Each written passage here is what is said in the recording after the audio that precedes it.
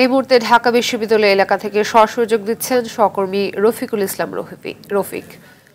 রফিক কোটা সংস্কার আন্দোলন নিয়ে সর্বশেষ কি তথ্য আছে আপনার কাছে, আমাদের জানাবেন বিস্তারিত।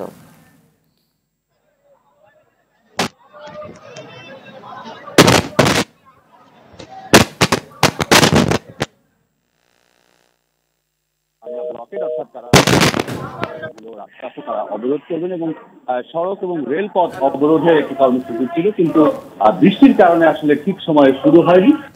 কিছুক্ষণ আগে আসলে ঢাকা বিশ্ববিদ্যালয়ের লাইব্রেরির সামনে থেকে মিছিল নিয়ে আসলে বের হয়েছে আন্দোলনকারীরা। আপনি নিশ্চয়ই দেখতে পাচ্ছেন যে হাজার হাজার শিক্ষার্থী আসলে এই কোটা সংস্কারের দাবিতে আসলে ঢাকা বিশ্ববিদ্যালয়ের ক্যাম্পাস থেকে শাহবাগের দিকে আসলে রওনা হয়েছেন।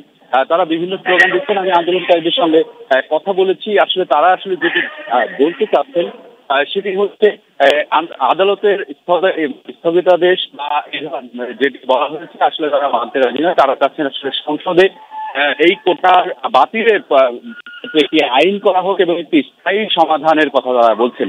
এছাড়াও যেহেতু আজকে ডিএমপি থেকে বলা হয়েছে যে রাস্তা অবরোধ করে বা আটকে রেখে সাধারণ মানুষের যান চলাচলে কোনো বিঘ্নিত করা হলে সেক্ষেত্রে সেটি প্রতিরোধ করা হবে একটি ঘোষণা রয়েছে। সেই হিসেবে আমরা শাহবাগ মোড় সহ বিভিন্ন মোড়ে কিন্তু দেখেছি পুলিশের অবস্থান রয়েছে এবং আমরা বিভিন্ন সাজোয়া গান সহ পুলিশের একটি শক্ত অবস্থান আমরা দেখেছি। ইতিমধ্যে কিন্তু বিভিন্ন হল থেকে যে ছাত্ররা আন্দোলন করে বা মিছিল নিয়ে আসছে তাদেরকেও বাধা দেওয়া হচ্ছে বলে আন্দোলনকারীরা আমাদেরকে বলছিলেন।